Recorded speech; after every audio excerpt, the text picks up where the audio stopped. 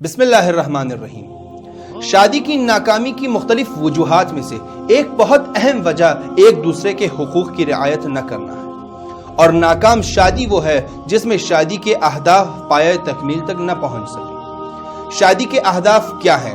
میں ایک الگ ویڈیو میں ان تمام اہداف کو بیان کر چکا ہوں، جس کی لنک آپ کمنٹ اور ڈسکرپشن میں دیکھ سکتے ہیں۔ زوجین کا ایک دوسرے کی نسبت دو مختلف قسم کے حقوق ہیں: خاص حقوق اور مشترکہ حقوق۔ خاص حقوق وہ ہیں جس میں شوہر کا اپنی بیوی کی نسبت الگ ذمہ داریاں ہیں، اور بالکل اسی طرح بیوی کا شوہر کی نسبت الگ ذمہ داریاں۔ اور مشترکہ حقوق وہ ہیں جن میں مختلف امور دونوں پر یکساں واجب ہے۔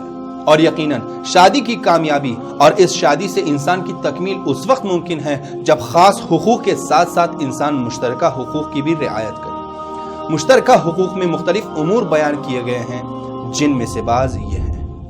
نمبر 1، ایک دوسرے کے ساتھ ادب اور احترام سے پیش آنا۔ نمبر 2، زوجین کا ایک دوسرے کو سلام کرنا۔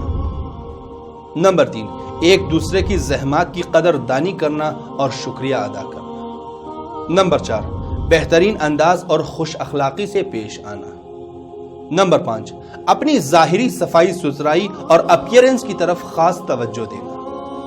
نمبر 6، ایک دوسرے کی ایموشنل ضروریات کی نسبت کوتاہی نہ کرنا۔ نمبر 7، بچوں کی تربیت میں اپنے حصے کی ذمہ داریوں کو انجام دینے میں کوتاہی نہ کرنا۔ نمبر 8، ایک دوسرے کی نسبت اپنی محبت کا اظہار کرنا۔ نمبر 9، ایک دوسرے کی خامیوں اور نقائص کی نسبت رازدار رہنا۔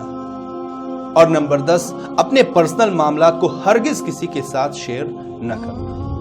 اور یاد رہے کہ اگر آج تک آپ ان حقوق کی رعایت میں ناکام رہے ہیں یا اس حوالے سے آپ سے کوتاہی ہوئی ہے تو ابھی بھی دیر نہیں ہوئی، ابھی سے ان حقوق کی رعایت کرنا شروع کر دیں۔ والحمدللہ رب العالمین۔